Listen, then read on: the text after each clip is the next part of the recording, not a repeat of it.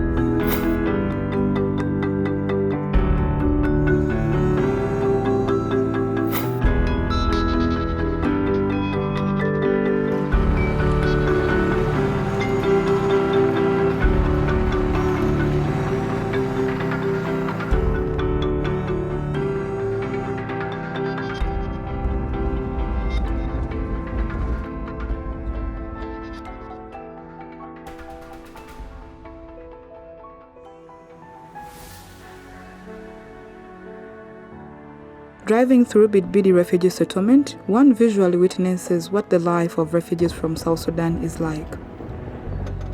What used to be vast empty land is now occupied by numerous small villages referred to as settlements. Initially designed to accommodate 150,000 refugees, Bidibidi is now considered the third largest refugee settlement in the world, hosting 196,297 refugees. The region's economy is largely based on agriculture, with arable farming and fishing from the waters of the Nile being the primary sources of livelihood, together with small-scale trade.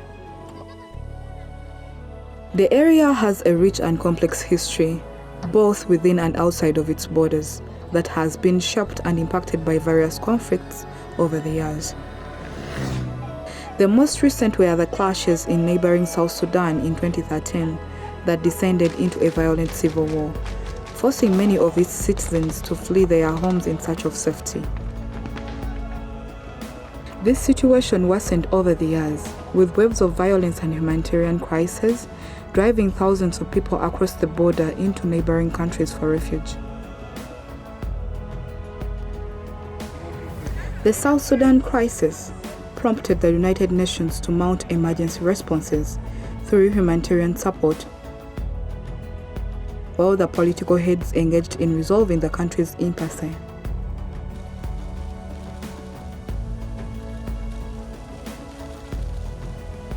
Co-hosts of this important event. This global effort culminated in Kampala's Global Summit of 2017, which saw the global pledge to devise a remedy to deal with South Sudanese displacement in Uganda. The South Sudan refugee crisis is the fastest growing in the world today. Of the past year, Uganda remains a symbol of the integrity of the refugee protection regime that unfortunately is not being respected everywhere in the world. If the international community assists us to cope with these challenges, we shall manage as we have always done in the past. The UK is continuing to support.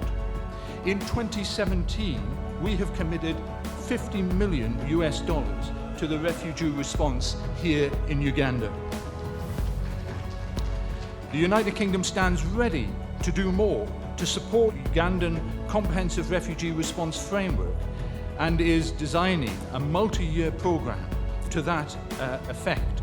And therefore we strongly encourage regional leaders to redouble coordinated efforts to bring an end to the violence and encourage a genuinely inclusive political process in South Sudan.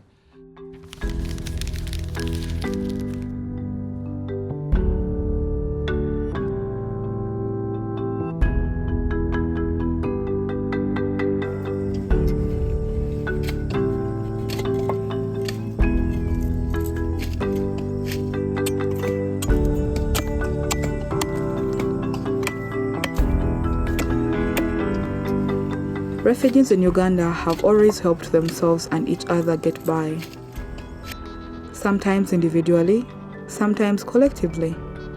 This can be in forms of sharing what one has, taking in orphans, contributing to functions, or engaging in collective digging and construction. Such practices are deeply rooted in the social and cultural ethos of being through other people.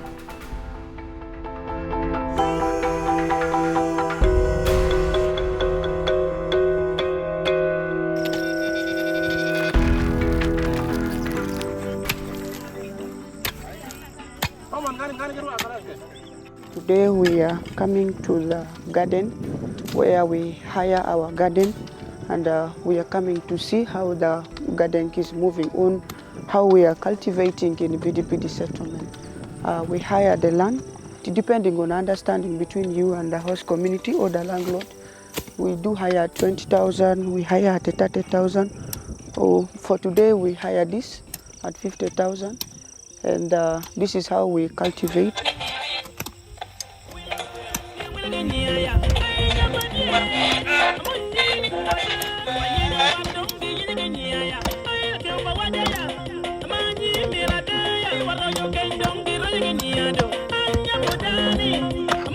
Oh yeah, this is the way they are right now. Oh yeah, is like getting these people, they dig for you, and you cook for them food, you don't pay them money. And tomorrow also we will go to the home of we choose Okot tomorrow. We shall go in the garden of Okot. The wife cook for us the food and we also dig. That is the meaning of Oya. When we harvest, we sell it within in our small markets. And the main market here is the Yumbe town. We also do take it there. We don't have a market linkages. But besides whatever we are digging here, when we harvested it, we keep it in the room, we eat it. Maybe we do exchange of goods to goods. Somebody's having simsim, I have a sorghum. I gave you sorghum, you give me the simsim. We eat it. Refugees in Uganda have a similar access to healthcare and education as Ugandan nationals, and are allocated a small piece of land to settle on, build a home, and grow crops.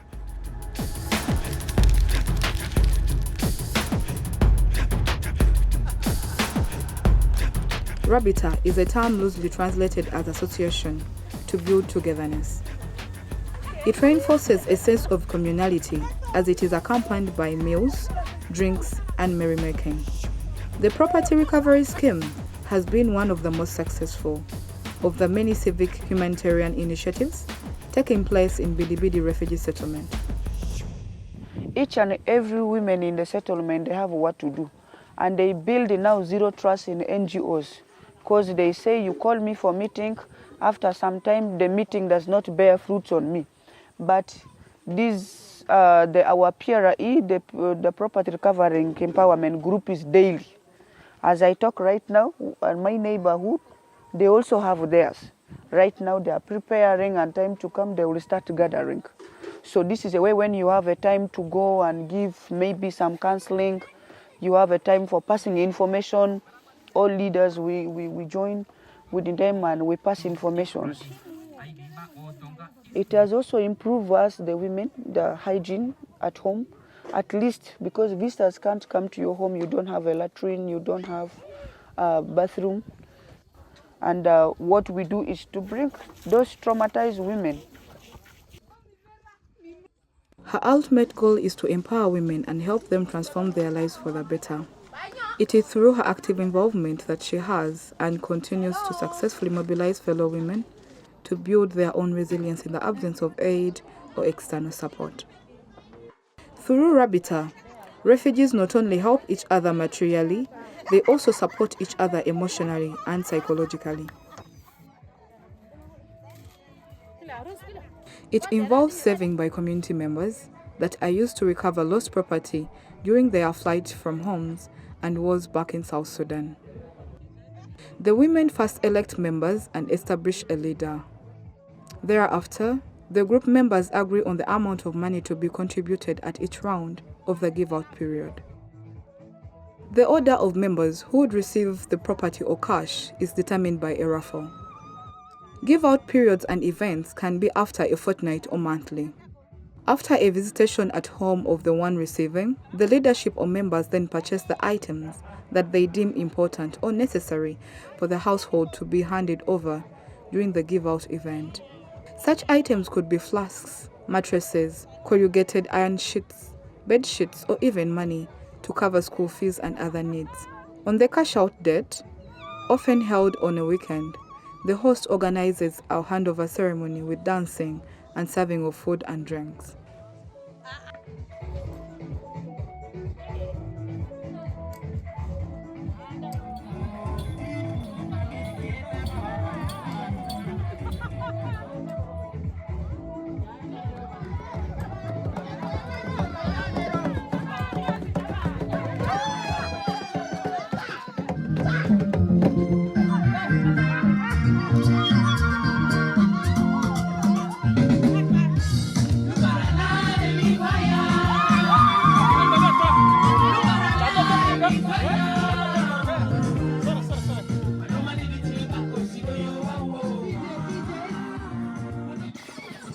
2016, they gave us things once and not recovered again. Not because they can't do it, but management.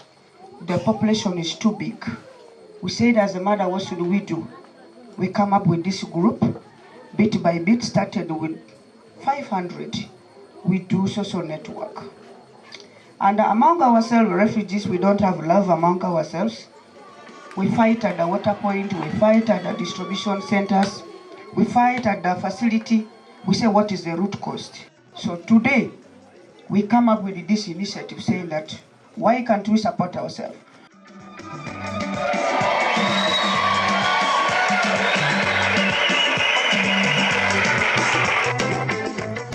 We build by ourselves. Beside all, we also have a men group. We are having a border team. We are having a share group. We are having a Salam Sala team. We have a lot of men. They support us by supporting other things. They do for us the taprim shelters. They put for us the stones where women cannot do in any other way. And we support. We also support these youths.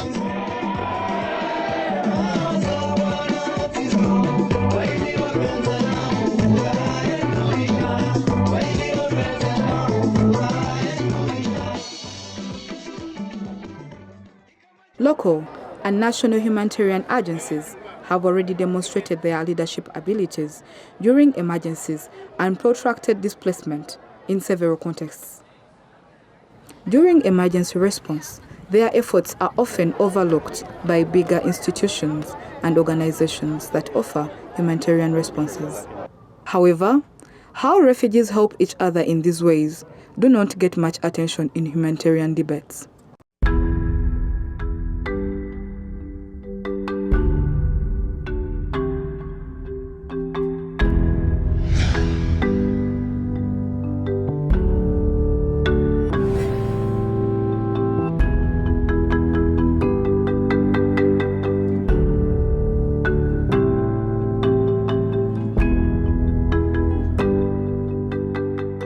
So how do we make these policy changes? How do we make the alignment? As a refugee, of course, there are privileges to being a refugee in Uganda. You have the right movement, which I can say is 100%. You can move from north to south without being asked for documentation. But is that enough for the human need? I think that's one of the privileges that we get from the Refugee Act. You said it very well that we have freedom to associate. So in Uganda, there is a freedom of association, there is a freedom of movement, and that's why we have very many refugee-led groups. We have about 500, I think over 500 refugee-led groups that are registered and those that are not registered. You cannot find them in another country. Local and national groups working on the front lines of emergencies possess invaluable knowledge of local languages, culture, geography, and political realities.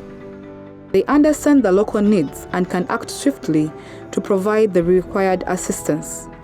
Not just in terms of distributing or facilitating aid, they can also link mainstream humanitarian aid to socio-cultural practices and refugee-led initiatives. We acknowledge that the support that UNHCR and other implementing partners are giving is quite very, very insufficient, let alone even supporting their livelihoods. But we also understand that through these struggles, refugees continue to move on. So the research that we undertake is trying to document social activities that you engage in, cultural activities that you engage in. We hope that through these activities, we can put these activities on the spotlight. During COVID-19, some international organizations left their operations. They said the staff were too scared to get COVID, and others wanted to be with their families at that dark moment. So who were the refugees left with? They were left by themselves. So assume there were no refugee-led organizations. What would have happened? Local community actors are the first responders whenever a disaster strikes. They have a deep understanding of the context and the needs of the communities with insights, information, knowledge, and know-how that are likely to contribute to a more appropriate, effective, and efficient emergency response. To understand and support such initiatives is key. I found that during COVID we had a lot of challenges, and our fellow brothers and sisters, they had a lot of challenges in their hostels, in their places of staying, their rooms. There were challenges that I found that it is very important for me to have hands in supporting, at least individually, where necessary. Where I find tears, I put in help. So the help were in a very number of ways, financially, visiting people in their various hostels, meeting youth, meeting young people, discussing to them. We try our best to reach out to them, at least with a little of support that we got in through lobbying. You lobby from various individuals within the country, outside the country. You try your best to see at least how someone can help. Zaza is an individual with refugee status residing in the urban center of Kampala. He is highly skilled in several areas, yet he encounters significant obstacles when attempting to utilize his abilities in complex environment of the city. Despite these challenges, he has devoted himself to guiding other refugees in recognizing their strengths, nurturing their talents, and exploiting their attributes to create opportunities for themselves. On my being here in Kampala since 2018, I was one of refugees from rural refugees area in Buyali. So I stayed there for some few years, 2 years, and then I got opportunity to cross back to this city of urban refugees. In his capacity as a student leader, Zaza has worked tirelessly to empower other refugee students facing multiple obstacles while pursuing their academic studies. His passion for football has enabled him to form connections with urban refugees from various parts of the African continent, resulting in the promoting of social development and inclusion through the sport. Football has really educated us. It has brought us together. You find today we have known very many others outside there. People cannot see you today in a pain and say no, cannot help you. No, but football has done a lot. Football is improving people's welfare. It is helping others. People have a challenge. You find someone that I didn't know, but I can help because I know he has talent. He's a good person. He play football. He's in my team. If he has issues, why can I not help?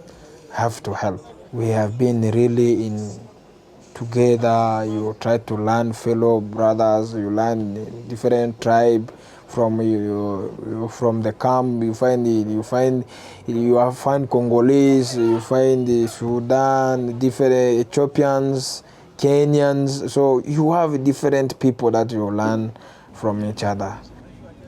Mental health issues are widespread in both the Kampala urban center and settlement areas, and the power of football has proven to be an effective tool in mitigating the negative impacts of these challenges. You know, as a youth, as a young person, you have a lot of challenges that you are facing when you are in a youth age. Sometimes we might have a loss of families. We have a player that have lost the mother, lost the father. We have very many that they have gone through this kind of challenges. So it become a hard time for us always in the club. You need to have some contributions to support, at least you put hand in, you supported the funeral, you go, you visit it, the family as a team, you go and visit the family, you have overnight, maybe at the place, maybe at the hostel, so you come back. This one always comes through the contribution of each and everyone. But football is an amazing thing because it brings people together. It makes you to avoid hurting each other. It makes you to learn that this is a human being, this is your brother. You shouldn't bring problems between yourself. You need to commit yourself for each other. When someone's make a mistake, don't blame much because tomorrow you make another mistakes. That's the way football is.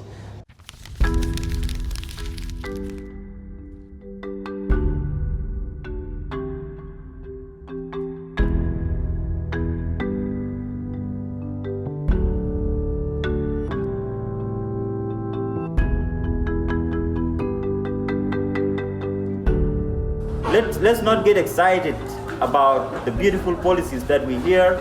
Let's not get excited about the greens that we see. Let's get to the community and ask them what is happening. So when it comes to localization, we have a lot of gaps, but I am glad to say that refugee-led organizations have stepped up to fill those gaps. And if you look at the comprehensive refugee response framework in Uganda, and you compare to other countries, you say that Uganda is the best. It's really the best. And of course, there are quite some issues with implementation of these policies that we're talking about. And that's the reason why we are seeing the rising of refugee-led organizations.